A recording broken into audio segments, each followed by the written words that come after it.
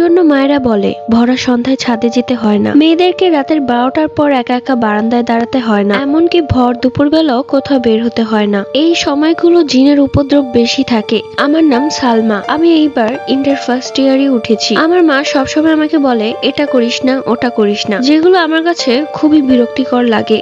আমার মা আগের কালের মানুষ, তাই তো কুসংস্কারে ভরা। তো একদিন ভর দুপুর বেলা আমি বরাবরই আমার চেহারায় উপটান লাগিয়ে তারপর গোসল করি। উপটান হচ্ছে হলুদ বাটা, এটা বলতেই পারো প্রত্যেক দিন আমার একটা অভ্যেস হয়ে গেছে। তো সেই দিন আমার চেহারায় হলুদের উপটান লাগাই। তো আমি গোসল করে যেটা পরবো সেই কাপড়টাই খুঁজছিলাম, তখন আমার মনে পড়ে গেল কালকে তো মা সেই 3 পিসটা ছাদে ধুয়ে শুকা দিয়েছে। তাই আমি সেই অবস্থায় ভর দুপুর বেলা ছাদে চলে যাই আমার 3 পিস আনার জন্য।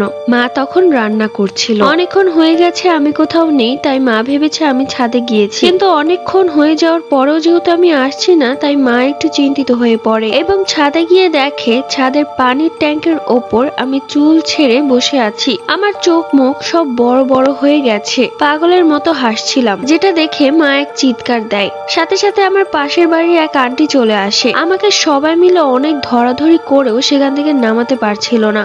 কোত্থেকে যেন আমার শরীরে এত শক্তি চলে এসেছে তা আমি নিজেও বলতে পারবো না। আমি সবাইকেই আঘাত করছিলাম। এক পর্যায়ে বিষয়টা বিগতিক দেখে আমার খালা দৌড়ে যায় মসজিদের ইমাম সাহেবের কাছে এবং তাকে নিয়ে আসে আমাদের বাড়ির ছাদে। তিনি আমার এই অবস্থা দেখে বললেন দুষ্ট জিন ভর করেছে। এরপর তিনি পানি পড়া পরে আমার ওপর ফু দেওয়াতেই আমি একদম শান্ত হয়ে যাই এবং জ্ঞান হারিয়ে ফেলি। আমার হাতে পায়ে সারা শরীরে অনেক খামচির দাগ ছিল, জানি না সেগুলো কে করেছে। যাই হোক, এরপর ধরাধরি করে আমাকে বাড়িতে আনা হলো এবং আমার হাতের কনিষ্ঠ আঙ্গুল চেপে সেই ইমাম সাহেব অনেকক্ষণ দোয়া দুরুদ পড়লেন, কিন্তু আর কোনো কিছুই হলো না। তাই তিনি বললেন আমার ভেতর এখন কোনো জিন নেই। এরপর তিনি চলে যায়। রাত 12টার পরে আমার অবস্থা আবারও খারাপ হয়ে যায়। আমি পাগলের মতো হাসছিলাম আর সবাইকে আঘাত করছিলাম। আমার মা বাবা কেউই আমাকে আটকে রাখতে পারছিল না। এক পর্যায়ে তারা আমাকে ধরে খাটের সাথে বেঁধে ফেলে এবং সেই ইমাম সাহেবকে নিয়ে আসে। ইমাম সাহেব এবার আমার হাতের আবারও কনিষ্ঠ আঙ্গুল চেপে ধরে এবং মুহূর্তের মাঝে সেই দুষ্ট জিনটা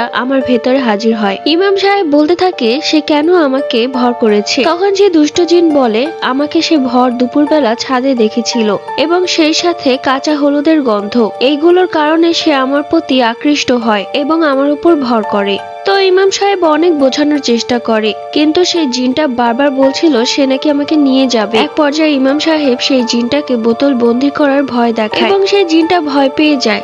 এরপর সে বলে যে এক শর্তে যাবে, সেটা হলো তার নামে পায়েস রান্না করতে হবে 2 হাঁড়ি এবং সেই সাথে 7 রকমের ফুল আমাবস্যার রাতে রাত 12টার পরে পুকুরে দিয়ে আসতে হবে। তাই